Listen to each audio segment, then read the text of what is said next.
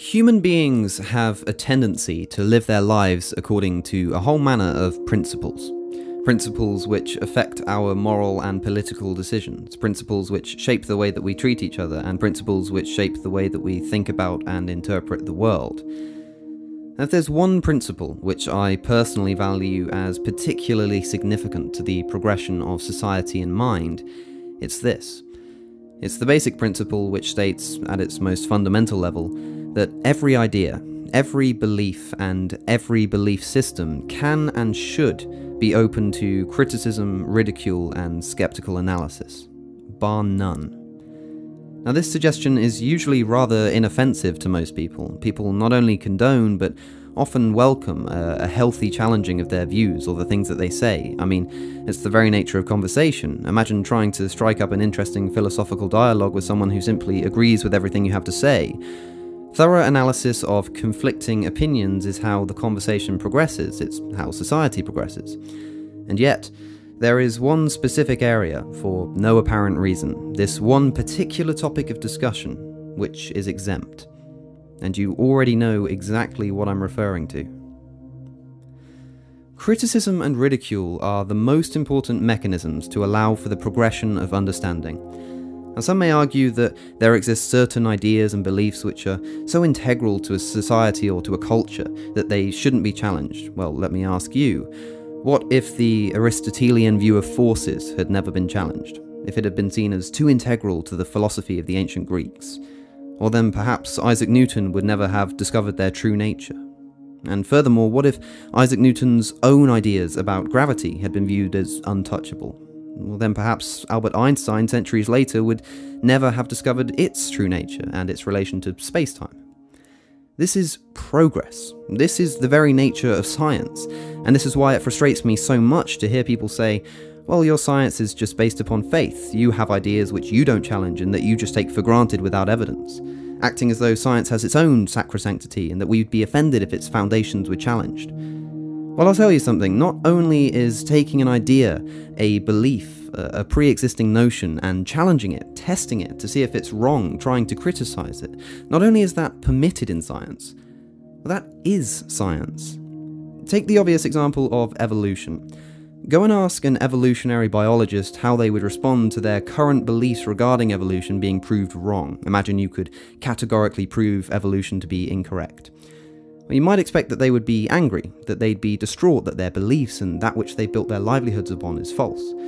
But let me tell you, if you could prove that evolution did not occur, if you could prove that gravity did not exist as we understand it, if you could prove categorically that the Big Bang didn't happen or that the universe isn't expanding or something, not only would you not be scoffed at and detested, no, you'd be embraced as a hero by the scientific community.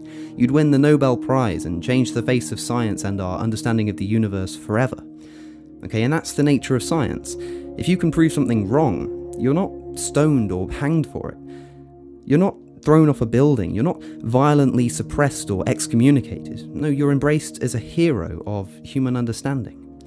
And this is why science and technology have been able to progress so triumphantly. Okay, let's make a comparison. Look at science 2,000 years ago, and look at it now. Look at the progression, look at the evolution, look at the prosperity that exists as a direct result of its inquiry. Now I invite you to do precisely the same thing with religion. Look at religion 2,000 years ago, and look at it now. And I need no further elaboration. I don't need to explain why this juxtaposition makes a strong case. You already and immediately understand. But why is this? Why is religion so stagnant whilst science is able to make such incredible strides? Well, at least as prosperously as it can do while still shackled to the adversity of faith. Well, there's a very important distinction between a faith-based worldview and a science-based worldview. The most fundamental difference, the most telling and perhaps the most important difference, is the scientific community's willingness and ability to change its mind.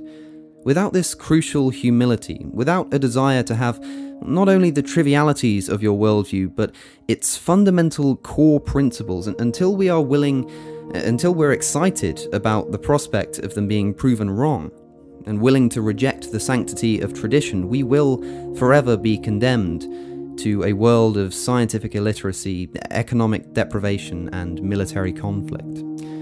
Of course, this doesn't just apply to communities and cultures, this applies to the individual too. If you are a person who has a strong belief in something, be it a god, the scientific method, evolution, the Big Bang, whatever, take a moment to ask yourself sincerely, are you willing to have that seriously challenged? If there was evidence which undeniably disproved that belief, would you embrace it? Because if the answer is no, if you're willing to shun evidence in favour of your reputation or vested interests, well then, I'm sorry, but you are precisely the problem. You're holding back scientific endeavour, and you're in serious need of a re-evaluation of your philosophy. One day I might eat my words about evolution, about God, about everything that I stand for. In the future it might all be proven wrong, but if such an exciting day ever did come, I wouldn't be ashamed for a second to immediately rethink the way that I view the world, and, most importantly, I'd be exhilarated by the prospect of change.